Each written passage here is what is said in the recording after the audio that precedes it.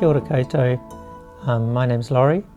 I'm one of the part-time staff here at Central Hawke's Bay Museum, and I wanted to talk today about this amazing map that was drawn by Henry Arrow in 1867. It's like a little window into the beginnings of Waipawa.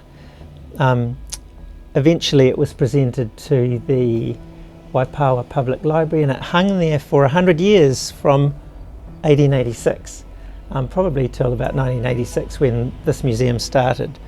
There are four things that I wanted to talk about in the map. The first was Henry Arrow and his family, and a little bit about their story. The second one was about Frederick Abbott, who was the original run holder, and the town of Waipawa was originally called Abbotsford after his property.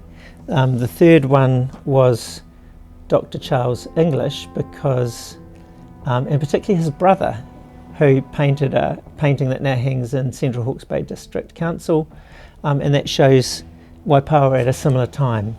The oldest house in Waipawa, which is still standing and is on this map here, which is this one here, the Pines, at the time that Arrow drew his map, owned by Dr. Todd. So that's our little journey that we're going on. So first of all, the Arrow family. The Arrows arrived in Ahuriri, Napier in 1866. Henry Arrow's wife Elizabeth and their 12 children.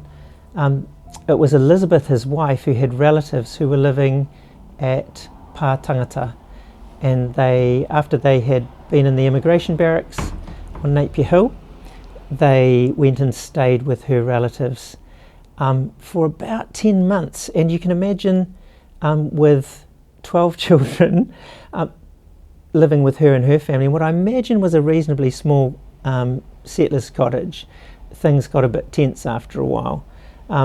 Henry Arrow got a job as Waipawa's school teacher, and they relocated to Waipawa with his large family.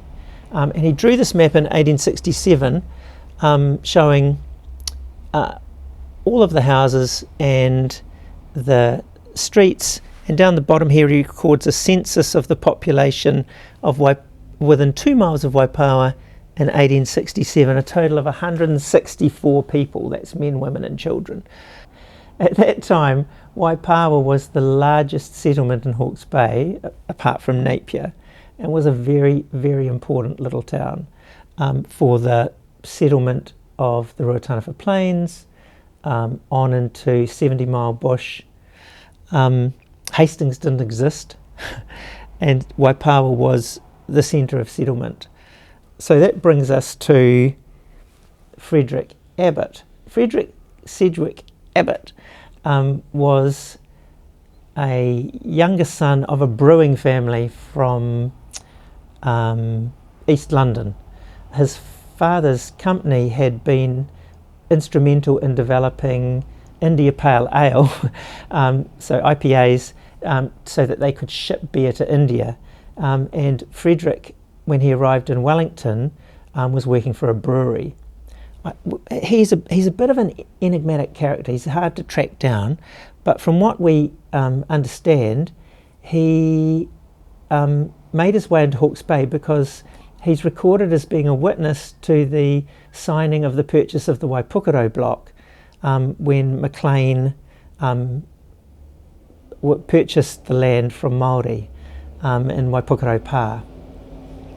From there, he applies for a depasturing licence on this side of the Waipawa River, so where the town of Waipawa stands now, and his house is this one here where it says Abbott and Collins. He employed a couple to manage the farm, and he had the town of Waipawa and the streets laid out and auctioned in 1860.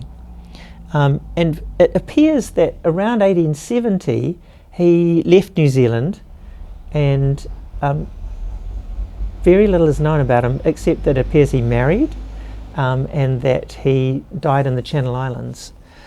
So the name Abbotsford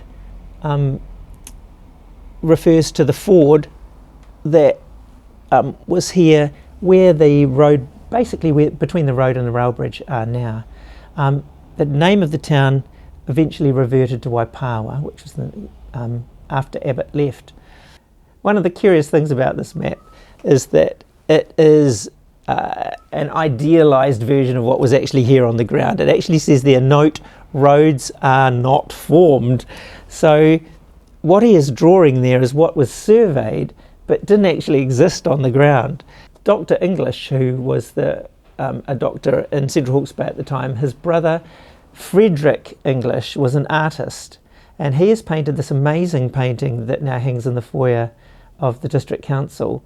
It was painted in 1861, showing a view of Waipawa, and it's very clear that the only road in existence really is the one that leads from the ford and is now the High Street.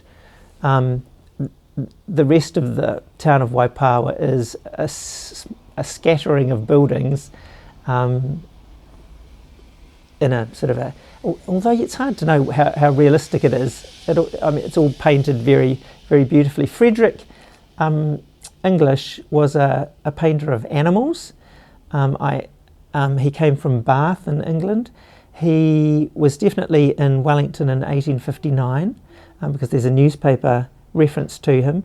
How he came to be in Waipawa and what he was doing in Waipawa, we don't know, except he painted this stunning painting that shows the ford.